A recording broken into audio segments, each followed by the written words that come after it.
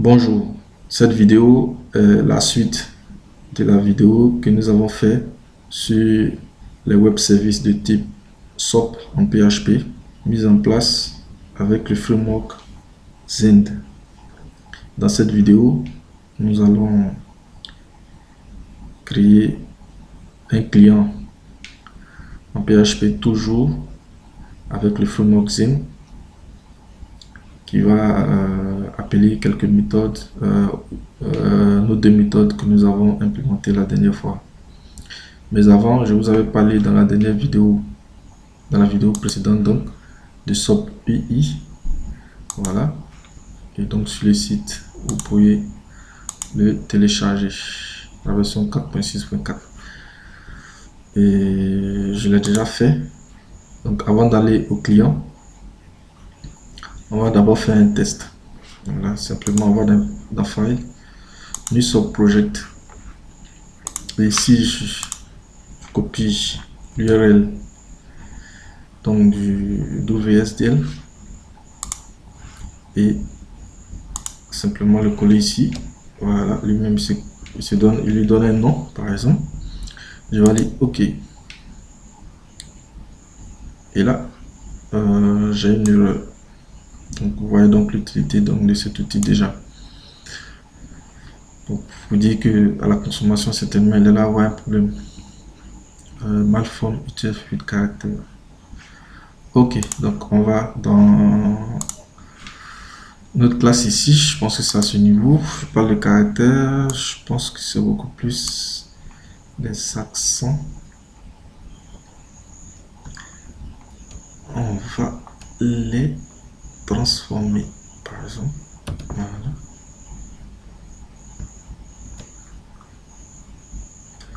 On va réessayer encore. Donc je vais fermer ça d'abord, supprimer ce qui est là.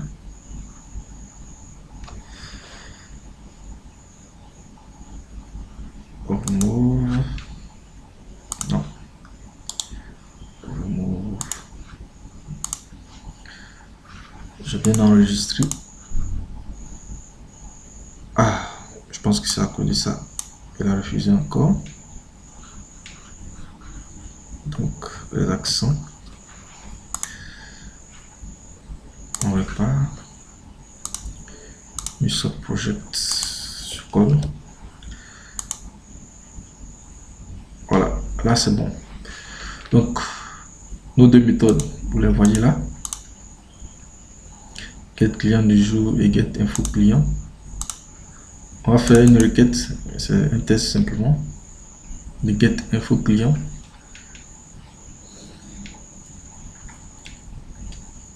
Allez.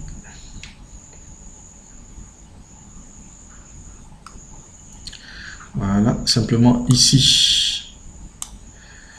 Get info client, je mets un code. Je ne vais pas attaquer la base de données ici, donc c'est pour juste voir. C'est donc le tableau qui va nous être ramené. Voilà, je valide. Et donc vous voyez les données qui nous sont renvoyées.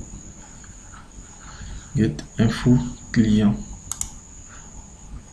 Voilà, get info client nous ramène dans ce tableau là.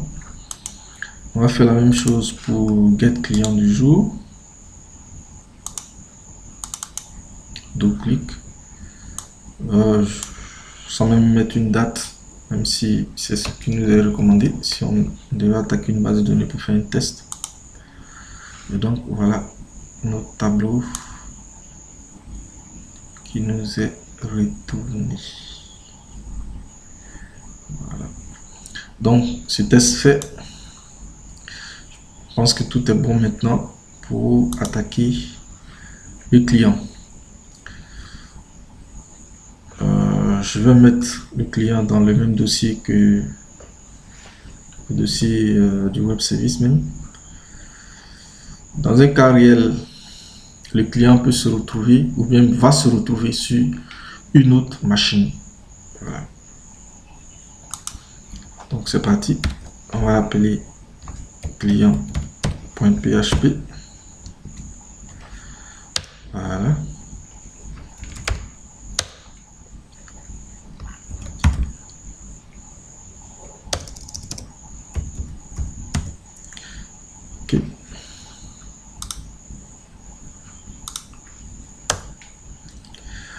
on va inclure cette ligne.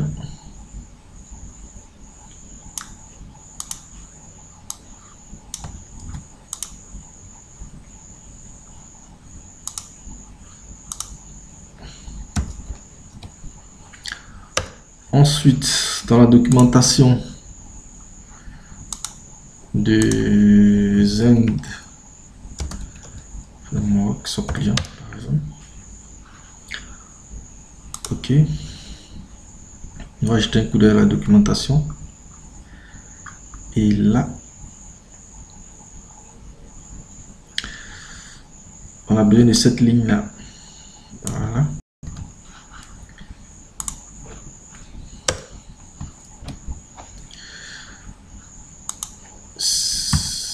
ZenSoft client doit pointer sur le WSDL. Dans notre cas ici, donc l'URL du WSDL, on fait un copier-coller.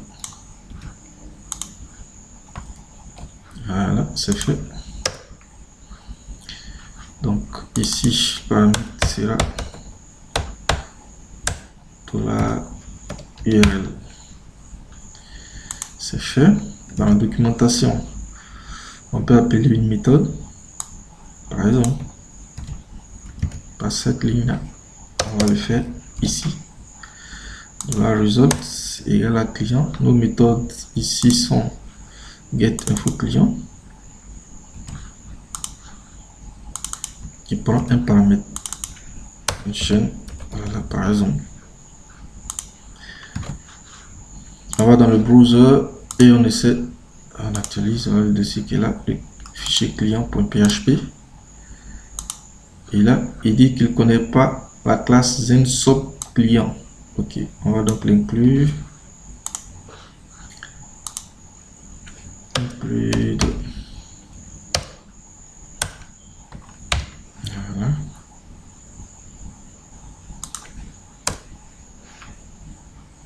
Zend.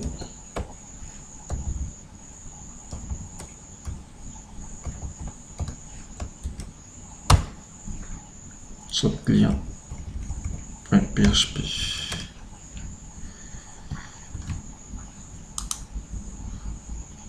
Voilà. On teste encore. Ok, pas d'erreur. Qu'est-ce que nous est ramené par de la result? Zend, on va afficher ce résultat là par Zend debug. Debug 2.go.dump qui est un équivalent de var dump, mais qui nous donne un affichage qui est vraiment joli et bien lisible.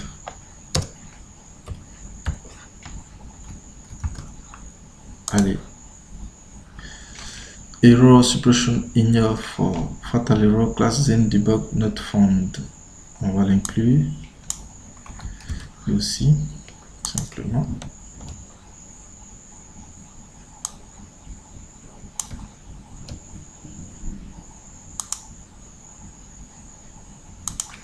Voilà.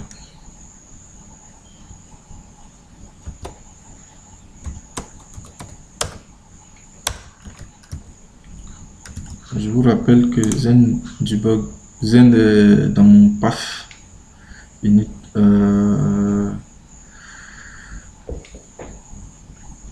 dans mon include path, donc je peux faire beaucoup de choses. Ok. Voilà pourquoi je peux faire cette inclusion de la sorte. On a appelé donc, on a inclus Zend debug et voilà le résultat que getInfoClient nous a ramené. On peut à l'occasion faire echo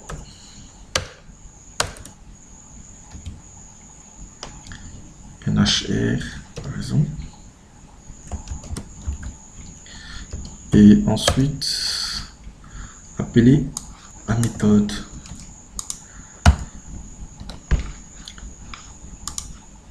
La méthode getClient du jour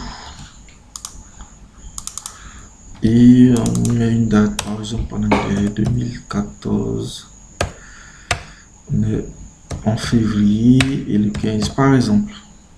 Voilà. Et un zen debug ici de la result.